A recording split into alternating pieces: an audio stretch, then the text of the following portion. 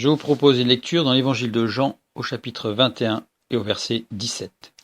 Il lui dit pour la 3e fois, « Simon, fils de Jonas, m'aimes-tu » Pierre fut attristé de ce qu'il lui avait dit pour la 3e fois, « M'aimes-tu » Et il lui répondit, « Seigneur, tu sais toutes choses, tu sais que je t'aime. » Jésus lui dit, « Paie mes brebis. » Dans cette phrase, nous ressentons la blessure que la parole de Jésus provoque au tréfonds de l'âme de Pierre. Il semble y avoir un doute quant à l'amour de Pierre pour Jésus. Il semble y avoir une incompréhension entre Pierre et Jésus. Lisons le verset 15. Après qu'ils eurent mangé, Jésus dit à Simon-Pierre, « Simon, fils de Jonas, m'aimes-tu plus que ne m'aiment ceux-ci » Il lui répondit, « Oui, Seigneur, tu sais que je t'aime. » Jésus lui dit, « Paie mes agneaux. » Regardons d'un peu plus près. La réponse de Pierre ne correspond pas à la question de Jésus. Jésus lui pose la question « M'aimes-tu plus que ne m'aiment ceux-ci » Et Pierre répond « Tu sais que je t'aime ». Il y a un décalage entre la question et la réponse. En plus, Jésus emploie un verbe à particulier en grec. Quand il dit « m'aimes-tu », il l'appelle « agapao ». Et Pierre lui répond avec un autre verbe « philéo », pas du tout sur la même longueur d'onde. Philéo est plutôt une amitié forte, agapéo est plutôt un amour profond en Dieu. Donc Pierre ne répond pas à la question à deux niveaux. Il semble y avoir aussi une inexpérience de Pierre devant le message de Jésus. Lisons le verset 16. Il lui dit une seconde fois, « Simon, fils de Jonas, m'aimes-tu » Pierre lui répondit, « Oui, Seigneur, tu sais que je t'aime. » Jésus lui dit, « Paie mes brebis. » Jésus dit « M'aimes-tu » Il remploie à nouveau agapao et Pierre répond à nouveau philéo. Et la 3e fois, Jésus demande à Pierre « M'aimes-tu » Mais cette fois-ci, Jésus va employer philéo. On remarque une chose importante. La première fois, Jésus utilise agapao et un comparatif. La 2e fois, Jésus utilise agapao sans le comparatif. La 3e fois, Jésus utilise philéo sans le comparatif. Lisons 2 Corinthiens chapitre 8 verset 9. « Car vous connaissez la grâce de notre Seigneur Jésus-Christ, qui pour vous s'est fait pauvre, de riche qu'il était, afin que par sa pauvreté vous soyez enrichis. » Quand Jésus s'adresse à Pierre, Pierre se sentait autosuffisant. Jésus, en réalité, était en train de lui montrer que ce n'était pas le cas, qu'il n'était pas autosuffisant. Jésus amenait Pierre à réaliser ce qu'était la grâce de Dieu, c'est-à-dire que Jésus-Christ, qui pour vous s'est fait pauvre de riche qu'il était. Au fur et à mesure de ces questions, Jésus va s'abaisser au niveau de Pierre. Il commence par agapao plus un comparatif. Pierre ne comprend pas, il répond à côté. Jésus lui pose une 2e fois la question, il n'y a plus de comparatif. Pierre répond encore à côté. 3e fois, Jésus va se mettre au niveau de Pierre et va utiliser le verbe philéo comme Pierre. Rien n'atteint ce point sensible par excellence, cette blessure profonde que provoque la question de Jésus à Pierre. Ni le diable, ni le péché, ni aucune influence humaine, rien. Sinon la parole de Dieu. Et Pierre fut attristé de cette question, m'aimes-tu, renouvelée à 3 reprises. Pierre sentait enfin au fond de lui-même la nécessité d'un attachement véritable, agapao, pour son maître. Et il devinait le sens de cette patiente répétition. Toute illusion sur lui-même avait disparu. Il n'était plus autosuffisant. Il se reconnaissait comme étant faible. Les interrogations devant lesquelles le Seigneur nous amène nous révèlent ce qu'il y a en nous. Les interrogations devant lesquelles le Seigneur nous amène nous fait perdre toute illusion sur nous-mêmes. Nous perdons toute idée d'autosuffisance, même partielle sur tel ou tel domaine de nos vies.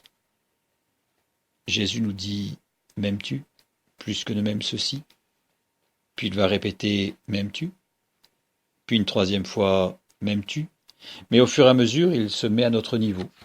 Ainsi nous comprenons ce qu'est la grâce de Dieu. l'infinie grâce de Dieu. Quelle maîtrise, quelle rectitude, quel art admirable Jésus a déployé à l'égard de Pierre. Il ne l'a pas humilié devant les autres. Il ne l'a pas invectivé. Pierre, tu ne comprends pas ma question. Pierre, tu ne m'aimes pas suffisamment. Pierre, non. Il ne l'a pas rejeté non plus. Il l'a fait cheminer. Quelle maîtrise, quelle rectitude, quel art admirable Jésus déploie à notre égard. Il n'humilie pas devant les autres. Il n'invective pas. Il ne rejette pas. Il fait cheminer. Pour nous amener à reconnaître notre besoin de lui, pour nous amener à comprendre qu'il se met à notre hauteur, pour nous amener à accepter qu'il a tout accompli pour nous. Tout est grâce. De riche qu'il était, il s'est fait pauvre pour nous. Lisons Jean chapitre 13, versets 6 à 9. Il vint donc à Simon-Pierre, et Pierre lui dit, « Toi, Seigneur, tu me laves les pieds ?» Jésus lui répondit, « Ce que je fais, tu ne le comprends pas maintenant, mais tu le comprendras bientôt. » Pierre lui dit, « Non, jamais tu ne me laveras les pieds. » Jésus lui répondit, « Si je ne te lave, tu n'auras point de part avec moi. » Simon-Pierre lui dit, « Seigneur, non seulement les pieds, mais encore les mains et la tête. » Jésus n'a eu de cesse de faire cheminer Pierre. Pierre a cheminé avec Jésus. Et il a compris l'œuvre de la grâce. Mais Jésus continue à faire cheminer Pierre comme il le fait pour nous. Le verset 10. Jésus lui dit, « Celui qui est baigné n'a besoin que de se laver les pieds pour être entièrement pur. Et vous êtes purs, mais non pas tous. » Nous voyons ici que Pierre a cheminé et qu'à un moment donné, Jésus veut aller plus loin. Se laver les pieds. Les pieds, image de la marche de l'homme durant sa vie ici-bas. Si nous lisons Exode chapitre 3, verset 5. Dieu dit, « N'approche pas d'ici, ôte tes souliers de tes pieds, car le lieu sur lequel tu te tiens est une terre sainte. » Sur le terrain de Dieu, il n'y a pas de risque. Nous pouvons nous déchausser. Nous n'avons pas à avoir peur. Le terrain est déblayé. Il y a un jeu de mots dans ce texte, dans ce verset d'Exode 3, 5. « Ôte tes souliers ». Le mot en hébreu « soulier », na'al, qui veut dire se chausser, donc ôte tes chaussures, vient d'une racine primaire qui signifie fermer, tirer le verrou, barricader. Ôter ses souliers, se déchausser, c'est enlever les verrous de nos vies. Laisser accès à Dieu, à Christ. Et une fois qu'on s'est déchaussé, parce que pour se laver les pieds, il faut se déchausser, une fois que nous sommes déchaussés, que nous avons levé les verrous de nos vies, alors nous pouvons entamer l'étape suivante. Éphésiens chapitre 6, verset 15. « Mettez pour chaussure à vos pieds le zèle que donne l'évangile de paix. » Voilà l'étape suivante. Il nous faut nous déchausser pour pouvoir chausser le zèle que donne l'évangile de paix. Alors, nous pouvons lire Luc chapitre 10, verset 19.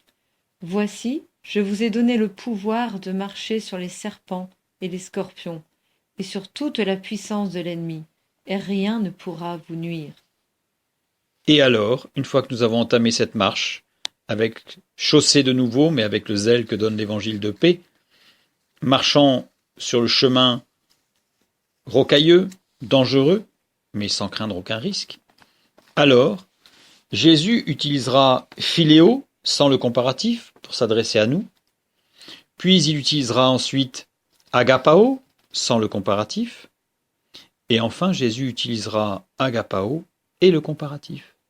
C'est-à-dire que nous allons faire le chemin inverse. Dieu nous amène à prendre conscience de notre insuffisance et de notre besoin de la grâce, pour nous amener à comprendre ce qu'est la grâce. Et une fois que nous aurons accepté qu'il nous lave les pieds, de nous laver les pieds, c'est-à-dire notre marche, que nous pourrons chausser les chaussures que donne l'évangile de paix, alors nous entamerons le chemin inverse dans notre compréhension et nous remonterons. Il nous amènera jusqu'à sa stature parfaite, comme il est dit sous la lettre de Paul.